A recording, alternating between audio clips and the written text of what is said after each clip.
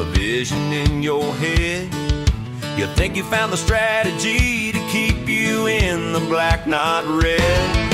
You ran a little back test and the line went to the moon. You're picking out a Lambo, you'll be quitting very soon.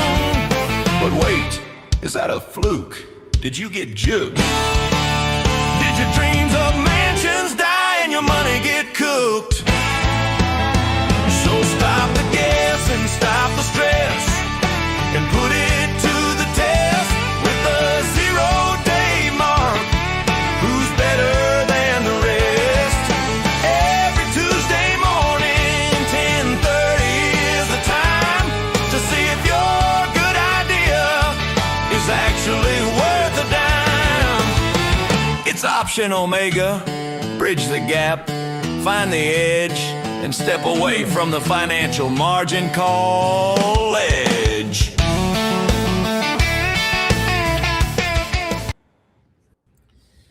Morning, everybody. Morning, Mark. Matt is on with us today. We have an upgraded Mark because it's not 0-day Mark. It's multi-strat Mark. The strat. We do more. That's how we're excited about that. As always, the format of this show is we move really, really fast, and then people watch it a bunch of times and talk about it all week in our Discord. So with further ado, let's cook. Mark, doing all right today? Yep. All right. So look at this first one. I'm going to share your screen here. So this is a 3-day put credit spread. So since this isn't in 0DT, I'm fine with only one time, and I'm actually fine with 2 days of the week because it overlaps. Obviously, the rest of this I'm not too big of a fan of. However, kind of maybe a new thing I would like to introduce a little bit is if we get rid of all of these filters. So, you know, we're obviously filtering this and we see like, oh, 52%, woohoo, this is great. You know, this is an actual directional trade. So this is somewhat biased to the market because basically since, you know, SPX dailies, the market hasn't really gone down for any precipitous amount of time. But kind of the concept I want to introduce is like, this would be the null hypothesis. So basically your results, like this is a back test and it has filters on it. So like we can always guarantee we're basically never going to hit this. And then this would be your results basically without the filters. So if we're just blindly guessing, your results would be between a 52% capture and a 7% capture, which was, you know, quite large. So maybe this will be kind of a good example to just take stuff out. So like we'll start with getting rid of that VIX filter. And then we'll do one that is getting rid of the VIX filter and the gap. And then we'll do basically everything except for the gap filter. So if we see this, it's like 52.1%. This is our 3 filtered trade. Our 2 filter trade is 41.3. Our 1 filter trade is 25.7, and our no filter trade is 7.6. So, you know, I'm no genius, but this is looking like it's kind of curve fitty. And then if we need to think about the logic behind it, is it's like what the VIX opens at is probably not a very solid proxy for what the movement's going to be over the next 3 days. So that makes no sense. The gap of what happens at 9:30 also makes no sense. What should happen at 1:16 and for the next 3 days? I could kind of get behind the min move up because it's a bullish proxy, but still I don't really like that. So I would say, you know, this doesn't look that bad. I mean, granted, the market has basically just gone up and this is a bullish trade. So when I look at this, 2.5 MAR, S&P crushes this. Why on earth would you trade an option to basically, you know, exert this opinion? And then you kind of have the null hypothesis of 7.6%. And another thing you kind of do is if you just start adding days, this could probably get significantly worse. So if we have a 25% premium capture and 7.6%, and now we're just going to hit those 3 days, basically, we'll see if it's closer to 25% or if it's closer to 7%, and that'll kind of tell us if the move up. So yeah. Mark, are you with the days of the week and things like that? I mean, obviously, like if you've watched the show for a couple of weeks, you'll notice that like one of the things you strip it apart to build it back up. You strip out the filters to build it back up. With days of the week, I mean, just, and we'll talk about this probably a lot through the weeks, but any validity to certain days of the week with credit selling that you've, do you mind that? Do you mind people filtering by days of the week? What I don't like about it is, if you look at stuff, it's like, okay, Friday afternoons go up. Mondays are a decent day to sell credit, especially in the morning. And then the rest of the days are kind of like up and down. But if you're trading a trade that has like basically all these trades at least break even or maybe have like 2 or 3% PCR on Tuesday, Thursday, or Wednesday or whatever, and a 3% PCR is better than a treasury. So with an option, it's not like you're going to be in S&P for the days you aren't in it. And even if you lose money on like Tuesday and Thursday or something, it decreases the length of your drawdown, because when you lose on a Monday, you could win on the Tuesday. So I get why people would do it, but I don't get why you're not trading. So, like if you're the typical Tammy, hey, we MEIC 6 times a day. Well, why would you, like, if you don't do that on Tuesday because it breaks even, it'll actually hurt your long-term wealth in the future. And then if you wanted to make up for that, I really don't like doubling your size on Friday or something, because that will obviously eventually come back to get you basically, the trades that occurred earlier. But for something like this, I don't really have a problem with only Tuesday and Friday, because it's a 3 DT trade. So like it's very redundant if you have a trade on Monday, Tuesday, and Wednesday. So then you just have a 1 DT, a 2 DT, a 3 DT. So like it's not as affected by the market direction, basically. Makes sense. Makes total sense. Sorry to interrupt. Please continue.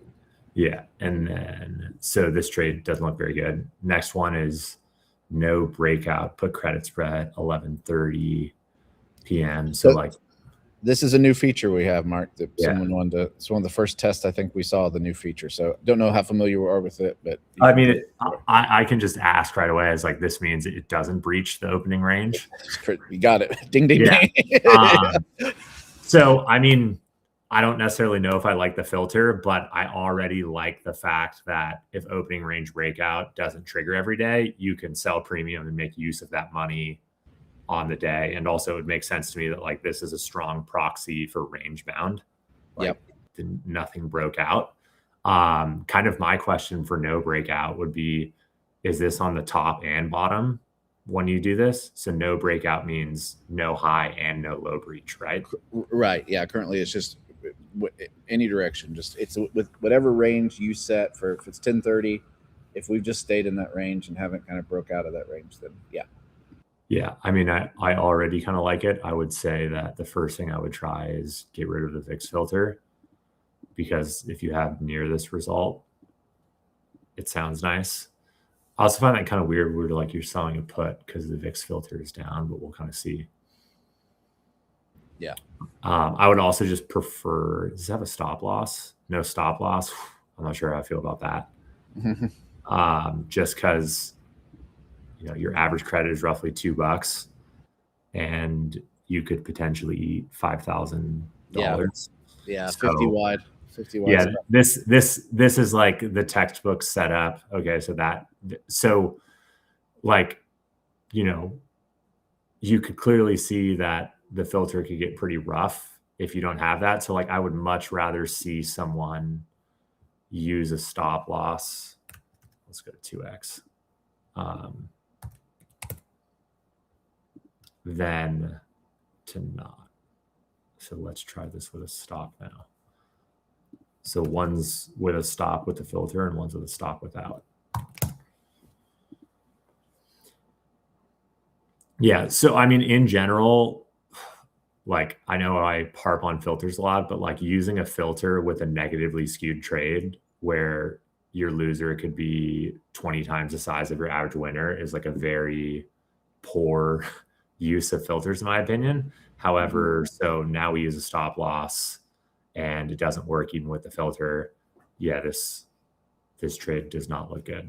And I will also point out here that like blindly selling a 20 delta put with a 2x stop loss probably has like a 5% PCR.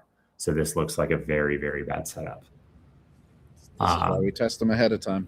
Yeah. And another thing too with this is it's like you're trading a trade that trades every other day and you want to size bigger with the filter, whereas you could just get a bunch more occurrences with trading something that trades every day at 11:30. Here's another one is let's just take a put at 11:30 with no filters and see what happens.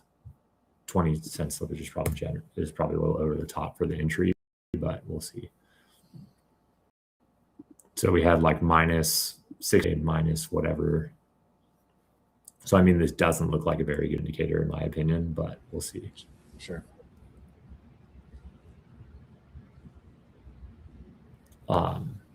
Okay, so looks like it's slightly better, but I think it's a cool filter people could play with, but blindly selling a credit spread, and we saw how quickly it broke down once you got rid of basically that fat tail distribution. So like this is just curve fitting, like definition of it. Are we going to do 3 today?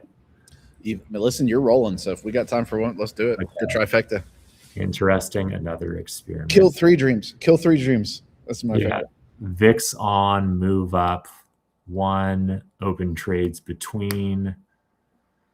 So this one, I don't really like the open trades between because I think a lot of them end up hitting at like weird, like it's kind of weird too when you're using yesterday's data when you're hitting right at 9:32. So I just don't really like that much. But I'll tell you right now that like this trade, you know, with no stop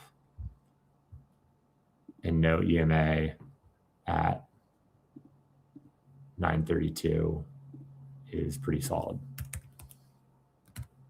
Let's see.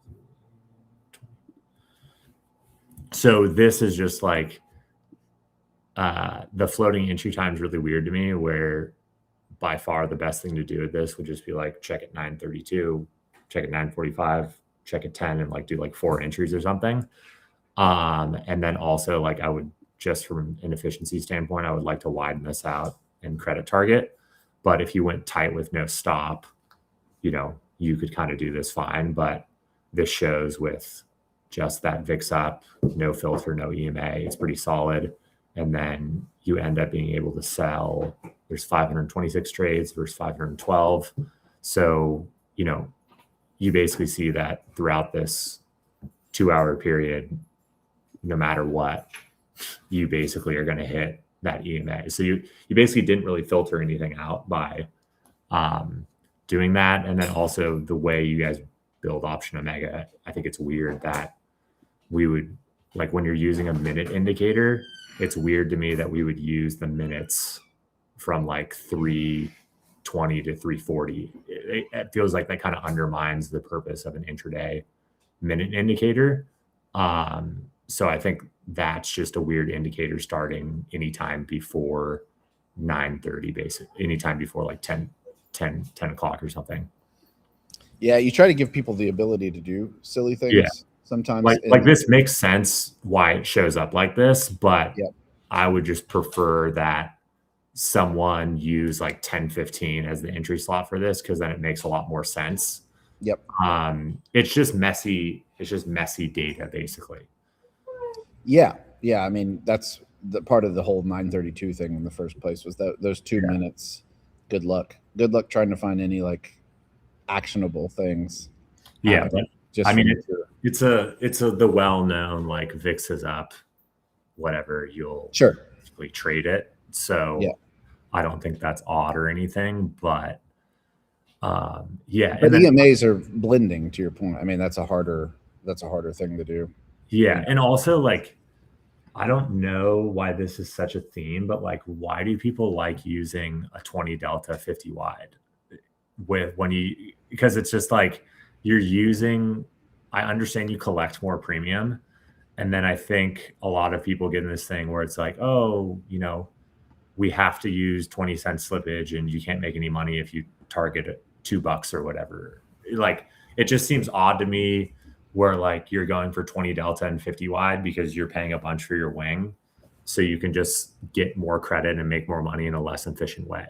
Like it's basically like taking on debt. It's like I could grow, my fund a lot quicker if I borrowed money to put in the fund, but like my profitability would go down because I have to overcome like an 8% interest rate. So like you just being efficient makes a lot of sense. And I saw this article on LinkedIn when people were kind of talking about it. And it's like, so basically there's two questions when you're building a portfolio. It's first, like, which risk do you take? And this answer is very simple, whichever has the highest Sharpe. And then the second question would be, how much of it do you take? So then you could go back to the first one and say, this has an 8 Sharpe, but it only gives me, 300 basis points above Fed funds rate. So obviously I have to now take a different type of, I want to take more risk. So I have to take a different type of risk. So like, I would kind of encourage people when they build out a test is like, what's my return I'm getting with the fixed credit when everything's good? And do I need to go to a delta? And I definitely don't think a lot of people will be selling $1 options that are 300 wide and buying a 5-cent wing, because that's not really efficient. But I think it's also pretty naive going for a 20 delta that's 50 wide. And then the other thing that I've seen on some Discords too, when people are like, oh, if I use a 25 wide or a 50 wide, it makes the same amount of money, so I don't want to take the extra risk. And it's like, okay, well, you're assuming the same slippage on a 25 wide and a 50 wide, which, it's only going to be like 5 cents different, but like it's definitely different. And then also like you're only managing your short legs, so you can for sure lose more than the width of the spread. Not saying that will happen often, but like if you're planning on trading for 5 to 10 years, like it's going to happen, and like it will decimate your entire account trading a 25 wide or a 50 wide because you have so many contracts on. And those are kind of things where it's just like, think about what's the most efficient way to take risk. And that one's easy, just the high Sharpe. And then the second question would be, how much of it do you want to take? And if you aren't getting the return you want with the most efficient thing, then you look at making it less efficient and more capital efficient. That's kind of like basically like the lever in what you're doing. And this would be the same example of like the stock market goes up. It's like, why would anyone own, QQQ when you could own TQQQ? Because by all the metrics, you'd be better off holding TQQ. But it's like, yeah, you just took 3 times more risk though. This is why we invented the risk adjusted return. Or the thing is, like, people like bash funds that like you're some VC that like if interest rates go up by 2%, you've like cut your valuations in half. And it's like, that's clearly not what like, a fund or like other things are trying to do. So that's kind of where I think a lot of people are like back testing to try to get the prettiest test that we can share online, but it should really be like, what's an efficient way to take risk? And then also like delete. So if you have 8 entry times and you get the same results with 4 entry times, go for 4 entry times. And like, I get it. If you have a small account, like go 50 wide, do 5 time slots, but like go 75 wide before you go to a 2 lot, and go 100 wide before you go to 2 lot, and then you go to a 2 lot. Yeah. That's right. The idea of thinking through efficiency is something that, is a lesson of the day for back testing, is think through efficiency, because it's easy to click buttons and be like, good MAR, good test, pretty slope. Some people don't even pay attention. I've also got another gripe with MAR. So like, I also think MAR is a terrible metric. Yeah. Like, it makes sense to understand what your worst pain is. But like, when you look at MAR, especially over a 5-year back test, like going back to dailies, you basically took the worst period and you said, this is what I'm basing my risk assumptions off of. Whereas like, if you took Sharpe, you have every single standard deviation or period of volatility throughout like that 1,000 days. And then you can basically say, okay, this is what like is a better assumption of what the worst case is. Cause you could say, hey, like we could go on a streak that could be very bad. Cause like if I had a 3 Sharpe with a 25% drawdown versus a 2 Sharpe with a 15% drawdown, but the MARs were the same, I would take the higher Sharpe strategy. if the MAR was actually worse on the 3 sharp strategy, I would still take the 3 sharp strategy, because just because the path of the back test in the past ended up getting that max drawdown, when you look at the sharp over the entire period, that actually tells you it was a less painful ride throughout those entire 3 years. It's just looking at like that worst pain. I mean, if you're, running an account that you're planning on blowing up and like super leveraged or whatever, but like a lot of things I run, my back test may only be like a 4% drawdown. So if I can have a higher sharp and I realize that I may get a drawdown that's 7% or something, that's not a huge deal. If you're sized for 20% drawdown, maybe MAR is a lot more important. Yeah, no, it makes sense. Well, listen, keep sending the tests. Good discussions in the channel. You guys are talking about these things, which is the whole point of it. So, Mark, thanks for doing it every week. And we will be back next Tuesday with more dreams to bring into realities.